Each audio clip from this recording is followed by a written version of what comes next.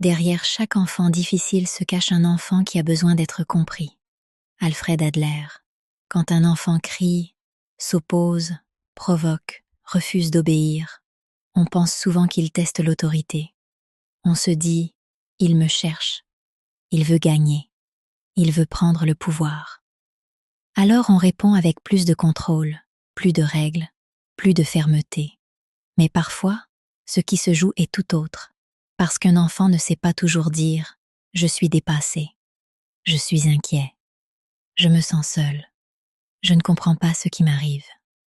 Alors il parle avec ce qu'il a, son comportement. Un enfant qui crie est parfois un enfant qui ne sait plus comment être entendu. Un enfant qui s'oppose est parfois un enfant qui cherche à reprendre un peu de contrôle sur ce qu'il ressent. Un enfant qui provoque est parfois un enfant qui vérifie « est-ce que quelqu'un va enfin me voir vraiment ?» Et derrière ce que l'on appelle un enfant difficile, il y a souvent un enfant débordé, un enfant frustré, un enfant inquiet, un enfant qui ne sait pas encore mettre des mots sur ce qui se passe à l'intérieur. Le comportement est visible, mais ce qui se passe à l'intérieur de l'enfant ne l'est pas toujours. Et c'est là que le regard du parent change tout.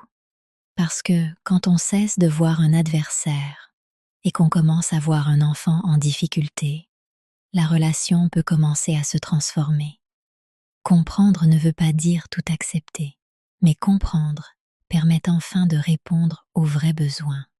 Et parfois, derrière un enfant difficile, il y a simplement un enfant qui attend qu'on prenne le temps de le comprendre. Parfois, le comportement qui dérange est simplement une émotion qui cherche une porte de sortie. I love parent.